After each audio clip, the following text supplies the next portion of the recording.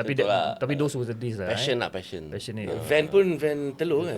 Betul. Tak ada tingkap. Van tingkap kat depan dia. Semua isap rokok kat belakang kan. Manage sendiri kan. Dan nak pergi Siapa yang jadi manager time tu? kira merangkap Siap-siap lah. Mantan lah. mantan lah. So kena sewa van. Dah hari Jumaat. Show hari Sabtu. Tak ada van lagi. Okay. Ataupun adalah cerita dulu mana ada online nak boleh booking selama Betul. nak pergi kan. Alamak tak ada. Kita orang tak ada van. Kita ada van telur ni je. Nissan Vanet tu. Yang tak ada tingkap kan. Van telur. Okey lah, tak apalah. Ada orang kat belakang. Naik sekali lah pergi Johor ke apa. Oh, tu pun gila kat tu. Macam naik spaceship lah kan. Duduk, tendang toto semua tidur. Daripada KL, tu dah sampai Tidur dengan gitar, ke bass kat belakang kan. Untuk dengan barang-barang semua. Dengan barang. Mak berapa orang dia tu? 4 orang lah. Lebih. 5-6 orang. Ada orang naik kereta jugalah.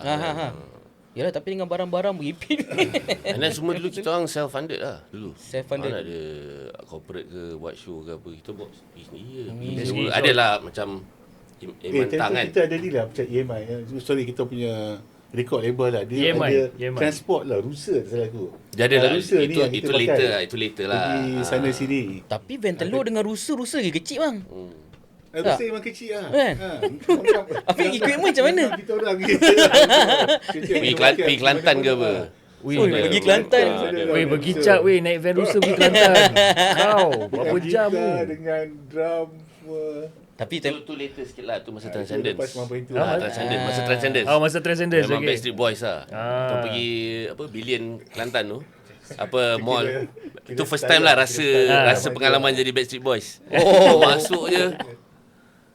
Orang dia macam 4 segi kan. Ni Johor. Tak buat Kelantan sekali je. Kelantan sekali. Not the show, but the mall. Yeah, the mall. It's a Jubilee. Angsana. Angsana Mall. Yeah. Yang kena we had to go the backstage. Macam Backstreet Boys. Billion pun lah. Billion kita ada banner. Banner tu pun hilang.